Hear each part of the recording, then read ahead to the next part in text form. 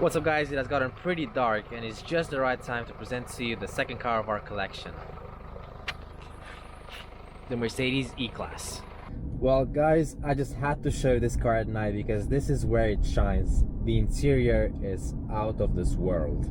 From the massive screen to the ambient lighting and the little watch you have here, which is also illuminated at night.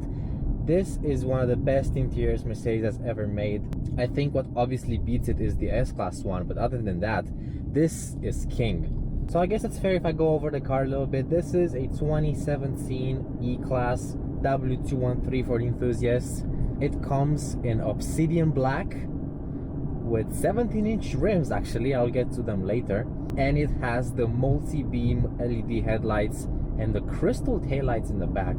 And I just gotta talk about those because they are amazing. And as you can see now, I can see this very dark road as bright as day, so they work really well. And design wise, they make the car look royal. It's very distinctive is the two little LEDs across, and for the S-Class 3, for the C-Class 1, you can very easily distinguish between them. And as I was saying, the car has these little crystals in the taillight, and from what I know, this is one of the only cars to have such a feature, and it looks amazing. The rear end of this thing is just perfection. As far as comfort goes, this ride's amazing, and it's not even on air suspension. The secret, one of them at least, is the 17-inch tires. So we have a big sidewall with minimal wind noise or tire noise and a lot of comfort, because let me tell you, out here there are some very rough roads and we need this. Truth be told, this is my dad's car and he picked it because he wanted something that pretty much had everything. So this is very economical. It's a diesel engine, it's very comfortable to drive, it is practical, and it has that bit of power that you need for overtakes.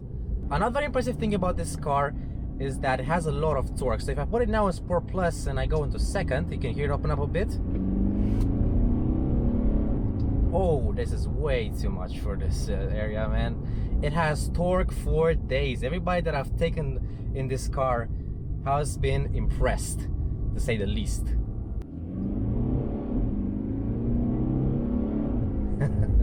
It's not E63 fast and loud, but it has just the right amount of punch to have a bit of fun with it. And this dual clutch transmission, obviously just very fast.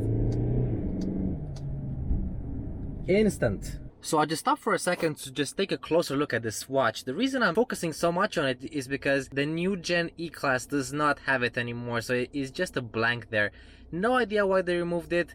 It looks incredible. And in the 63 models, you have like an IWC one. Now, I'm not sure if IWC is some like big expensive watch brand, but one thing's for sure, it definitely is a conversation starter. Wanna know a party trick? This has voice control, and a lot of people are pretty amazed by it. So if I go like this, change the color to red. Ambient light red. Sometimes it works, sometimes it doesn't. In my new A Class, the new MBUX system, it works smooth. This one, a bit rougher, but it gets the job done. And I guess, you know, you can change the ambient lighting to red whenever you want while driving. So I've come back to this view because I need to show you the self-driving feature. It's not like Tesla's where it can literally take you to a location while you sleep. Don't do that, by the way. It's more of some highway assistant that kind of steers you to keep you in your lane and takes slight turns. So it's here. I'm not sure if you can see it, but you need to press this button for lane assist and this button for steer assist. And you have this stock here. Now I've set the cruise control. So we're in a better road here. Let's try to activate it now. Well, it's right here. And let's do about 60, 70. 70 should be alright just for a test. And now it's doing the steering itself. Now let's see how it does in this slight turn. It doesn't take turns that are too abrupt, only the very small ones, so it's not a super intelligent system, but it's something that can help you sometimes in long distance drives, and it does take this turn pretty well. So if you've been on longer rides, like a couple thousand kilometers, this can help you out sometimes just relax a bit. I'm not touching neither the pedals or the steering wheel, and it's doing everything for me. Obviously you need to watch it because it can make mistakes. A little flaw with this car, and I think with the whole generation too, it's off center. So let's say this is the center line. It's pretty dead center. Yeah, it's way to the right, and you can actually feel it while driving. It's a bit annoying, something you have to get used to, but it's quirky. Like, how did they get to this? Like, what? Another party trick, if you had the option, you could select to control the seat next to you. So you can annoy your friend by using your controls to move their seat, and you can get them in pretty awkward positions. This is modern day torture. This is how you get someone to talk. And obviously this has electric seats, as you've seen, and memory seats, pretty much the standard on such cars. But if you have the R selected, you can impose the configurations on this side of the seat to this one,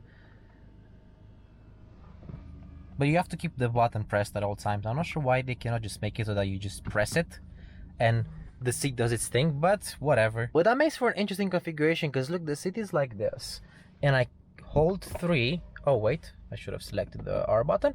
I hold 3, it changes, I stop, I now can go and press 2, and I have half the configuration of 2 and half the configuration of 3. Like, I'm not sure what's the point of it. Up on the roof you have the classic lights button and some quick hotlines you can call, but what I like most about these is the SOS button. It opens up like in a Senna or something. I mean, you can just do this all day, as long as you don't press the SOS button itself.